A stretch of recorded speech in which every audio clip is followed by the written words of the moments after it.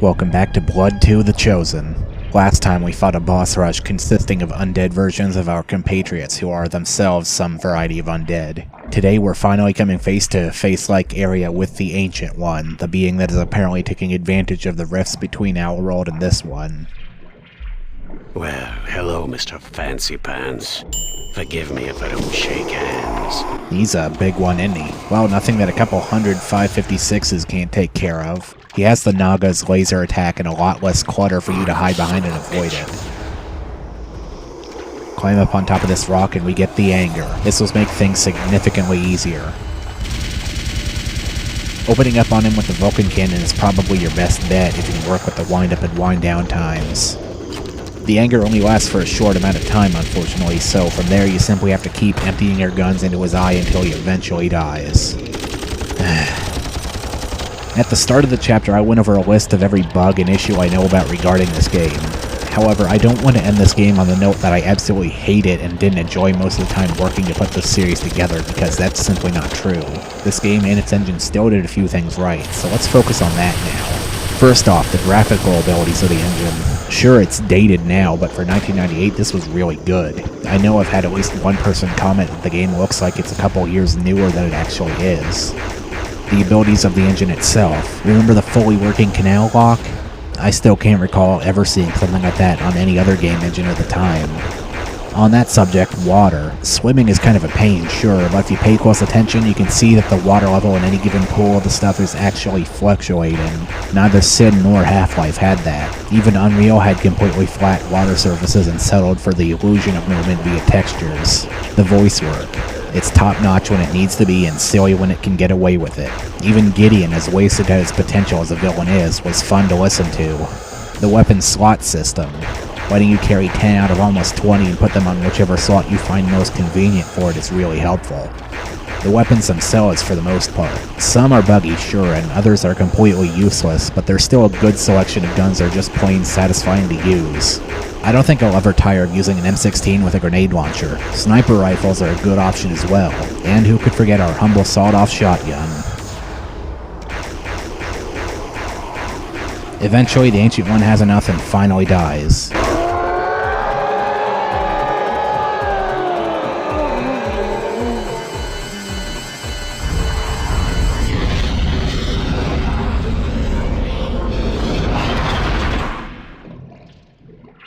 It's not over, Caleb. You must seal the rifts. You must rebind the fabric of this reality before it tears itself apart. Yes. I don't know nothing about that kind of stuff. The power is within you. It is time you used it. Okay, just shut up. I need to focus. And that's it. Caleb looks inside himself and closes the rifts and immediately cut to the loading screen. Well, it started kind of picking up near the end, but it still unfortunately ended with something of a whimper. Well, that's the hand Monolith was dealt. Putting out a sequel they didn't really want to make in less than a full year, they did what they could, and the result wasn't entirely a shit show. Some of it was terrible, sure, but some of it was actually good, memorable, or at least just plain fun. I'll let the credits roll for now. Stick around if you want, otherwise skip to the time on screen and we can finish this off on a higher note.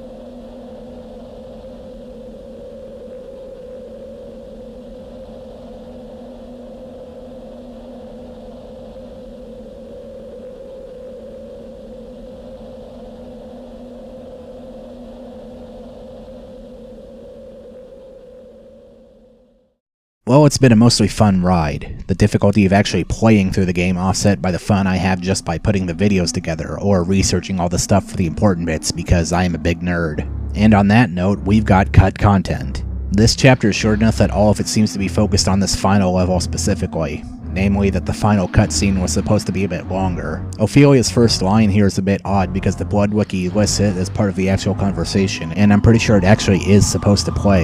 It just doesn't, or at least it didn't either time I beat this level.